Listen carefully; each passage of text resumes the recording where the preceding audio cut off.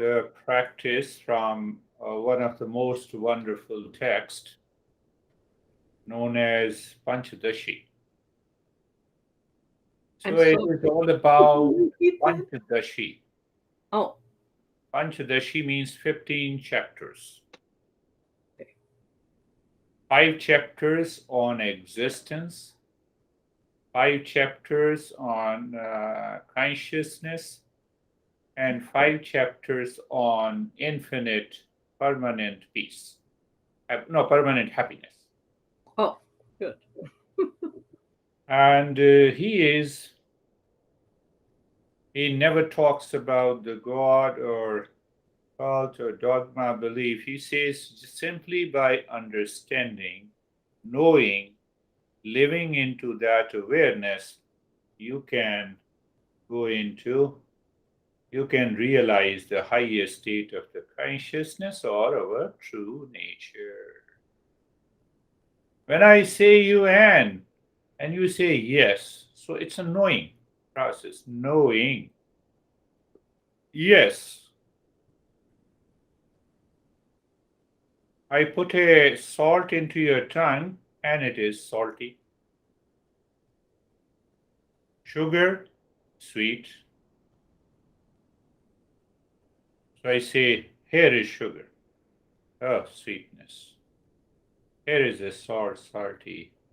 So when I say peace, why doesn't it click in your head? Oh, yes, I'm in peace. Why it does not click? Because this mind is heavily conditioned culturally, socially, otherwise, because that conditioning creates a blockage in the mind for understanding our true nature.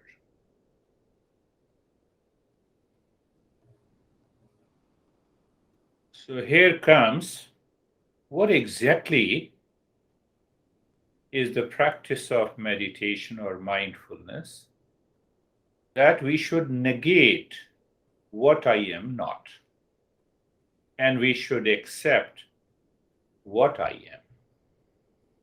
There are 5 women sitting, and I ask each one, are you Anne? No. Are you Anne? No. Are you Anne? No. Yes. So negated 4 women, fifth is the Anne.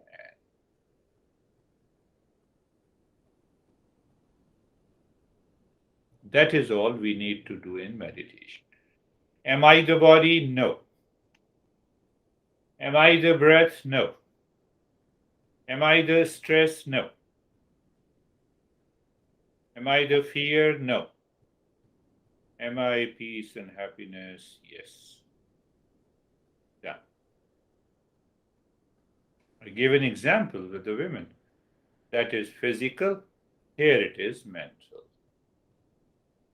So when we reject all the wrong notions, and in that state, the mind is free from all the wrong notions, then what is left is me. What is left is the real nature.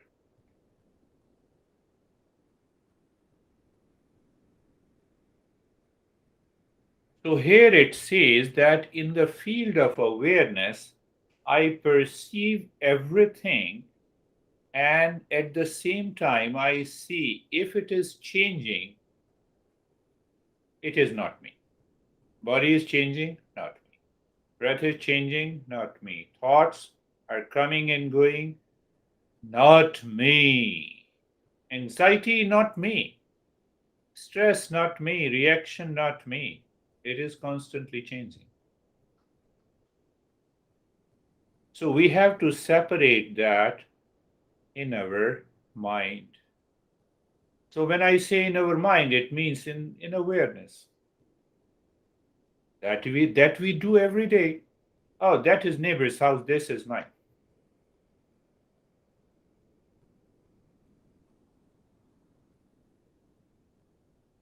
That needs to be understood. So he says the practice is a non practice. You internalize all the thoughts, feeling, emotions, objects, people, place. One example, whatever is changing is not me, and what is left is me.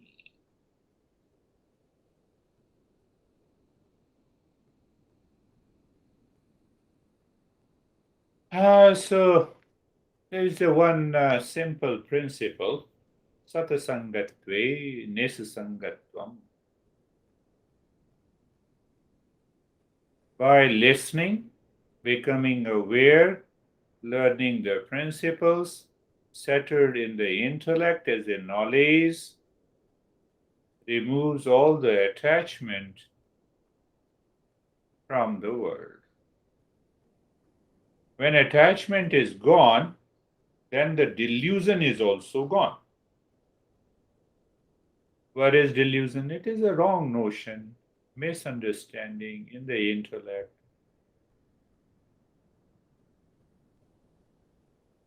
I am the body.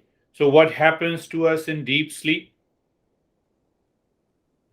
It should be there because I exist in deep sleep. So, I should remain aware. It is not possible that I should forget about the body and then I say I still exist.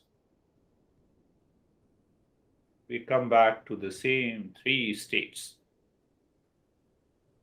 I am not a waking state, I am not a dreaming state, I am not a sleep state.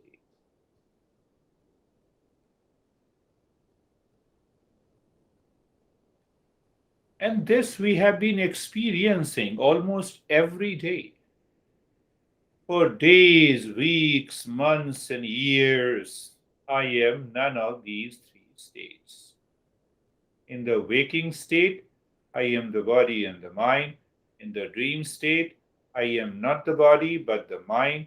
In sleep state, I am neither the body nor the mind, but still I exist.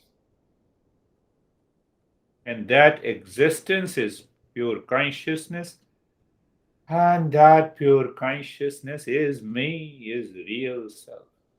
How can you give stress to the consciousness?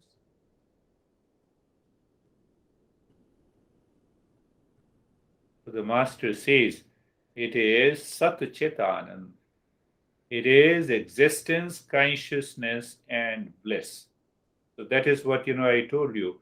The name of the book is Panchadashi. 5 chapters on existence, 5 chapters on consciousness, 5 chapters on Ananda, means the supreme bliss.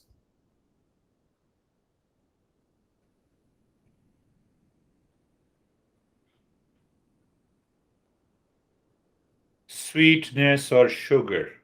Take the same example. You cannot add sweetness to make sugar more sweet. Not possible. Your sugar is already sweet. And from wherever you bring the sweetness, it is sugar itself.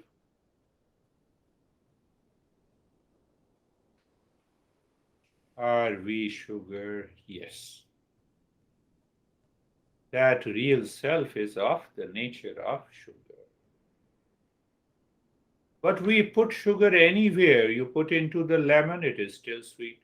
Put into near the salt, it is still sweet. You put into a small jar, it is still sweet. You put into the big jar, it is still sweet. But we do not remain sweet in all conditions.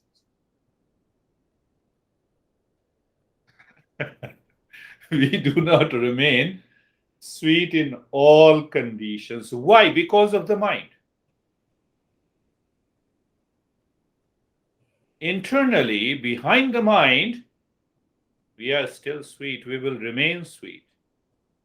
But we do not recognize that. That is why mind conditions us and we fall into stress and suffering.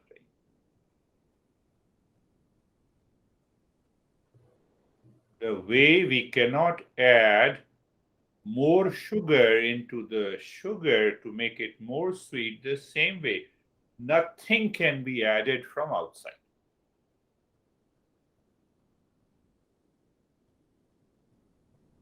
Add wealth to see if I'm permanent happiness? No. Add marriage? No. Add being a single? No. Not possible. Not possible. See that. You cannot add consciousness into the same consciousness. And that consciousness is our nature. That is our essential nature. Essential nature of a sugar is sweetness, so the essential nature of every living being is permanent peace and happiness.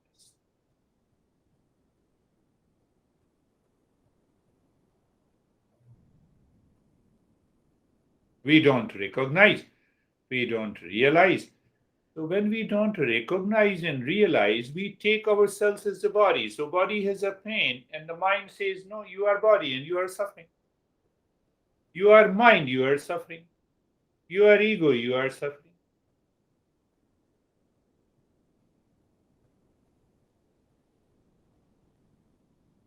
And we have just understood that we are none of these states: waking, dream, and sleep.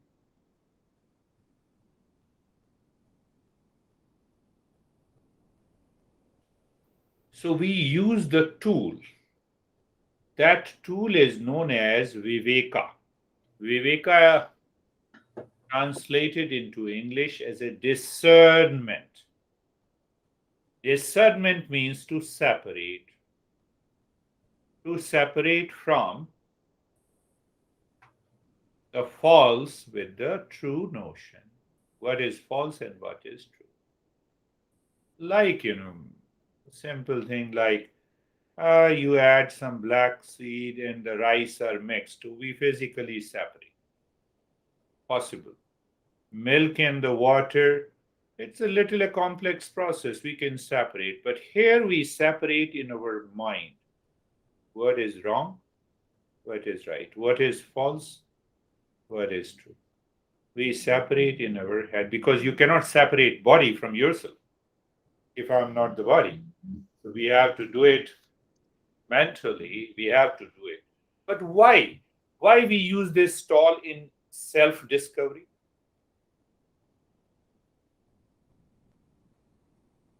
Look at the research done. Archimedes discovered specific gravity.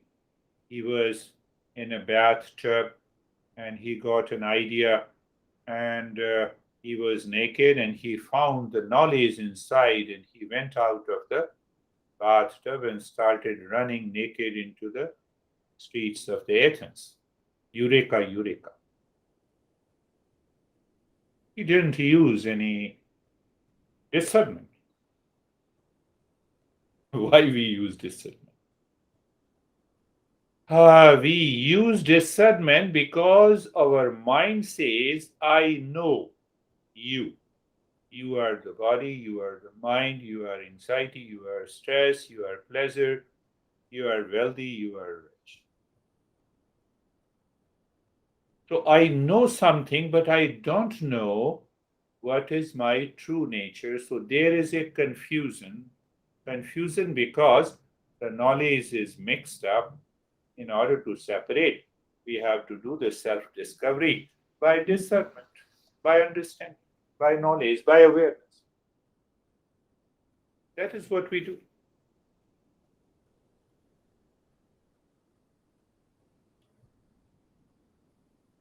That consciousness remains independent apart from the waking state, dream state, and sleep state.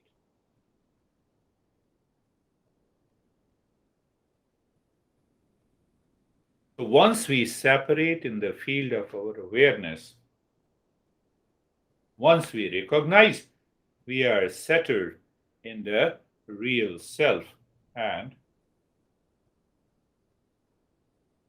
that is what we say mindfulness or awakening or realization.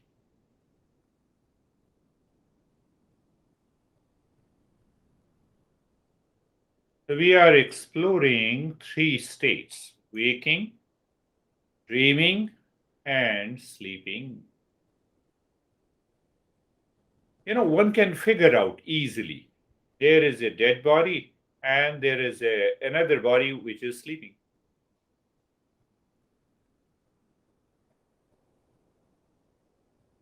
So even it means the body that is sleeping has consciousness hidden.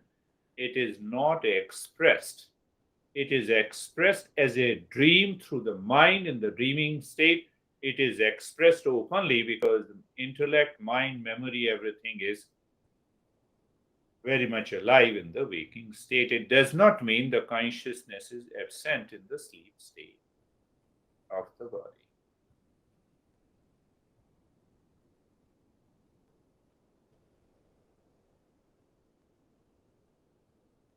This master says that if you live in extraordinary awareness and attention, you can easily discover what is that true nature.